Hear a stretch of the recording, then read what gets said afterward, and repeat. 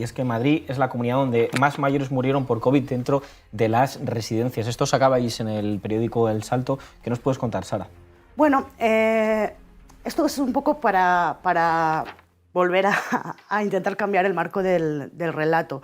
Cuando Isabel Díaz Ayuso decía aquello de que si ha habido protocolos de exclusión en las residencias, ahora no lo podemos valorar a toro pasado y en frío, como diciendo que a lo mejor no hubo otra alternativa para actuar en ese momento, pues vemos que otras comunidades autónomas no actuaron así.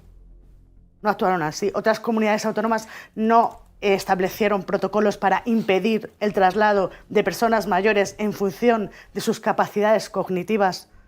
En Madrid lo que se hizo es no trasladar a las personas que estaban más graves. Por eso las muertes en las residencias son mayores que las muertes en los hospitales. Es decir, se tomó como criterio el estado cognitivo, físico de las personas, es decir, su grado de dependencia en lugar de la gravedad de su enfermedad. Esto es muy fuerte. Y esto es una necropolítica con letras grandes. Que no nos hablen de hechos consumados y que no nos digan que no había alternativas, porque había un hospital de campaña que se llamaba IFEMA, que se prometió con 5.000 camas. Lo que dicen los médicos es que no llegó a tener más de 2.000, pero que había capacidad para poder ampliarlo, y los mayores no fueron trasladados hacia el IFEMA, tampoco fueron trasladados hacia las camas de hospitales privados. Y había hueco porque los mayores que tenían seguro privado sí que fueron trasladados hacia los hospitales privados. Y, en últimas, si había colapso y no había hueco, medicaliza las residencias. ¿Por qué no se medicalizaron cuando así lo prometieron? Creo que debe de quedar claro, esto me lo decía Alberto Reyero, es consejero de Ciudadanos, que para mí es una persona noble y honrada, así lo tengo que decir, que las residencias no son lugares medicalizados, son lugares ausentes de cuidados médicos, son lugares que cuentan con 1 o 2 enfermeras a lo sumo y lo que hacen es repartir medicación, con lo cual se enfrentaron a una pandemia desnudas, totalmente desnudas, y la Comunidad de Madrid prometió medicalizar, nunca lo hizo, y lo que hizo simplemente es dejar morir a los ancianos y las ancianas dentro de estas residencias. Y un estudio como este es lo que viene a demostrar. Viene a demostrar que otras comunidades sí que trasladaron y que otras comunidades, a lo mejor el porcentaje de fallecimientos dentro de las residencias ronda un 12 o un 25%, pero es que en Madrid casi alcanza el 50%. Bueno, yo creo que nos permite un poco poner datos ya, bajar datos a la tierra y para demostrar realmente lo que pasó. Algo que me dijo la investigadora que ha realizado este estudio, que lo ha podido realizar gracias a los datos que han recopilado 2 hospitales de la Comunidad de Madrid. Y decía extrañada, estos datos están en todos los hospitales, pero solo 2 ha hecho un análisis de ellos. Dice, esto es una cuestión de voluntad política. Si quisiéramos, ya tendríamos los datos de lo ocurrido en todos los hospitales y en todas las residencias en función del hospital de referencia. Ahí lo dejo. Bueno, me voy a ir por aquí contigo, Lucía, y es que durante los meses más duros de la pandemia, tal como cuenta Sara en esta pieza, perecieron 9.468 ancianos y ancianas que vivían en residencias de la Comunidad de Madrid. El 77% de ellos, esto es 7.291, murieron sin ser trasladados a un hospital a causa de los protocolos de exclusión sanitaria firmados por altos cargos del gobierno de Isabel Díaz Ayuso. Y a pesar de eso, mayoría absoluta del Partido Popular. Lucía. Bueno, creo que esto está muy relacionado con lo que estábamos hablando justo, cómo los datos no afectan a los votos. El saber que por la negligencia de Ayuso murió tanta gente tendría que ser motivo suficiente para que no les votase nadie, para considerarlo un partido criminal, que es lo que es. Y sin embargo, como acabas de decir, mayoría absoluta. Entonces, yo creo que podemos hacer todos los análisis que queramos sobre la influencia y el poder de los medios de comunicación, sobre cómo manipulan, pero hay cosas que no se pueden manipular. Esto son datos que están ahí, todo el mundo lo sabe. Entonces también creo que toca reflexionar a nivel de sociedad, ¿no? ¿Qué país es el que queremos? ¿Qué país estamos construyendo? Es que no vale nada la vida de la gente, o sea, quiero decir, todo con tal de, no sé, de bajarle los impuestos a los ricos, de recortar en educación. quiero decir, o sea, lo vota una mayoría de personas que no se va a beneficiar de esas políticas que proponen, aun sabiendo que han dejado morir a tanta gente. No sé, creo que hay que tener un poco de dignidad como sociedad, y a veces me parece que esto es un poco los resquicios de la dictadura. Me viene a la mente pues, los santos inocentes y ese ambiente de sumisión al señorito, a las clases altas, es lo que me parece que hay aquí. Entonces, no sé, vamos a reflexionar de lo que está pasando, vamos a tener un poco de dignidad como pueblo. Por aquí, Sánchez Feijóo. Sí. A ver, o sea, este es un tema que realmente es un estudio de caso de los problemas estos de la relación entre medios, poder y conciencia, ¿no? Y es complicado porque a mí realmente me viene a la cabeza el recuerdo del caso del aceite de colza desnaturalizado, que fue un envenenamiento masivo provocado por unos empresarios muy capullos, con cierta connivencia de las autoridades, sobre todo por omisión, ¿no? Murió mucha gente quedó pues, completamente con lesiones y enfermedades de por vida, ¿no? Este es un caso parecido, pero además con mucha mayor responsabilidad política directa. Es una orden que, por así decirlo, tiene consecuencias letales, ¿no? Sara habla de necropolítica y yo creo que hay que usar este concepto y explicarlo sobre todo. Necropolítica es dejar morir, dejar vivir. Esa decisión, ¿no?, sobre que en el neoliberalismo es vamos a dejar vivir a la gente que tome cañas y vamos a dejar morir a la gente que es demasiado costosa y que no tiene ningún valor en términos de beneficio para la sociedad, ¿no?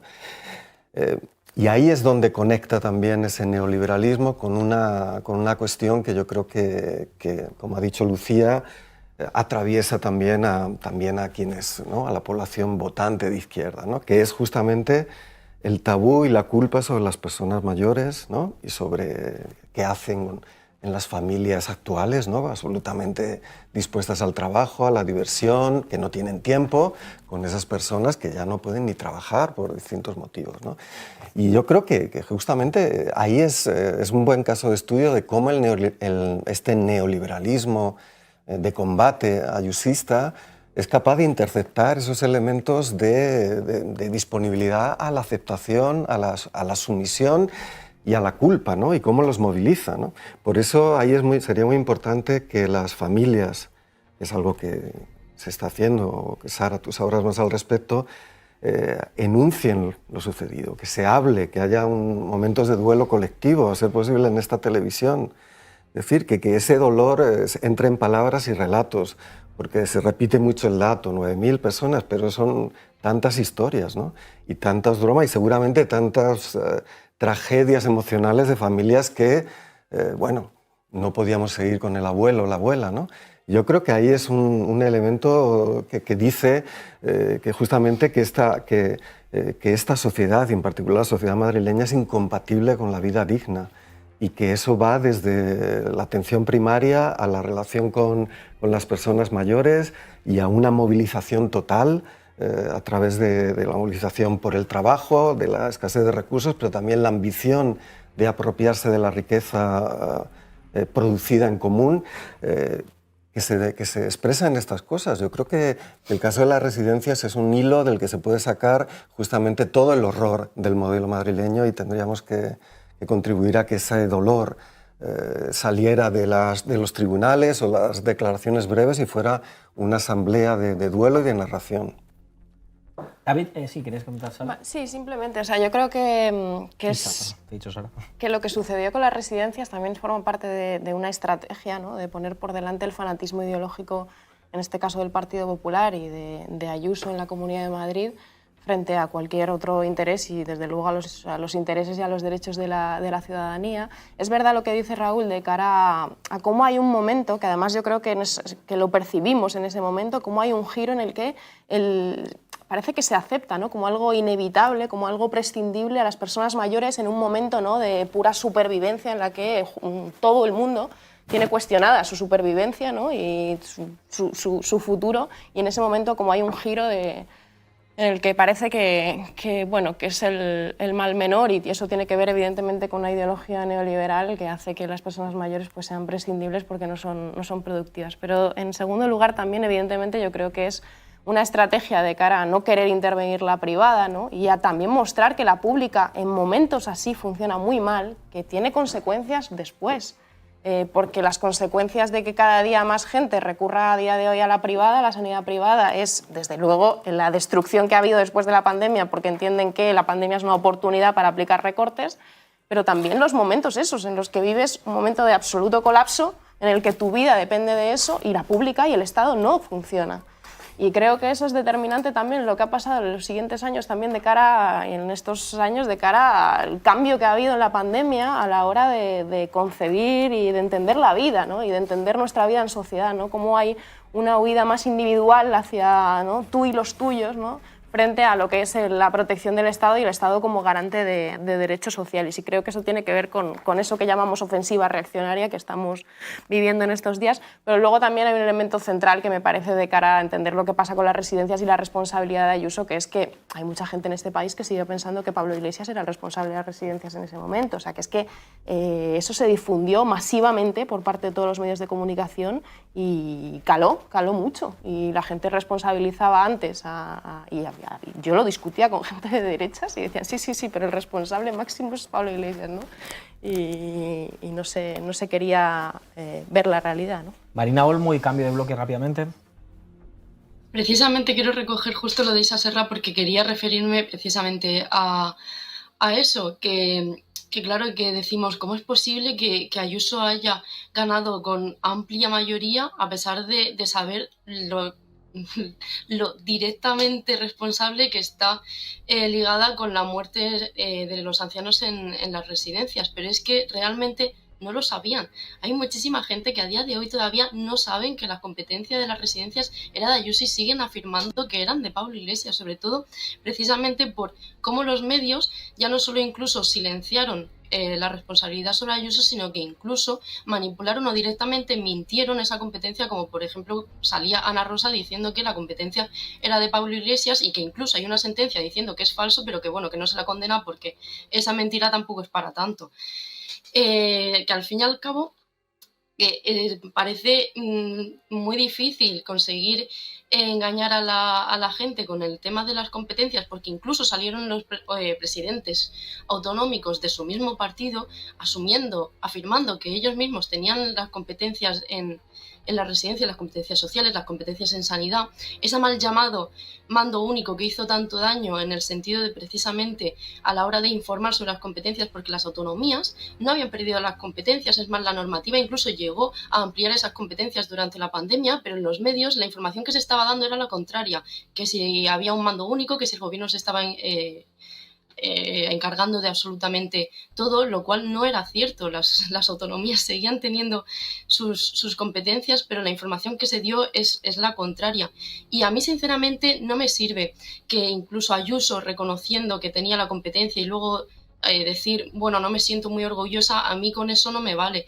Que tengan la potestad incluso de haber evitado una comisión de investigación sobre las residencias, ya no solo una comisión de investigación, desde luego habría estado espectacular haberla hecho, pero no solamente debería haberse quedado así, es que Ayuso debe tener una responsabilidad legal precisamente por esas muertes en las que ella está directamente involucrada como gestora y como responsable máxima de las muertes por esas órdenes, que encima además al principio las competencias en las residencias las tenía Ciudadanos y luego Ayuso se las quitó para no tener la competencia, según muchos, ya me explicarán cómo quita unas competencias que no son suyas, y el triaje que llevó a cabo ya no solamente las capacidades cognitivas como se ha referido Sara, para mí también fueron sobre todo las capacidades económicas de las personas, porque hay que recordar que las residencias privadas sí que, los ancianos de las residencias privadas sí fueron hospitalizados, sí se derivaron a hospitales,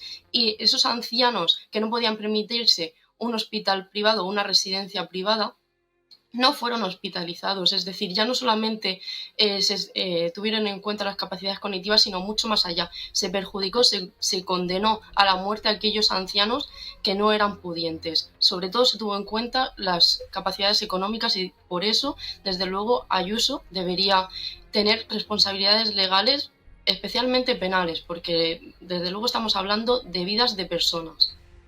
¿Quería decir algo, Muy Sara? rápidamente, hacéis alusión antes a la actuación de los familiares. Los familiares ya han puesto más de 300 querellas a este respecto y cada una de ellas ha sido archivada.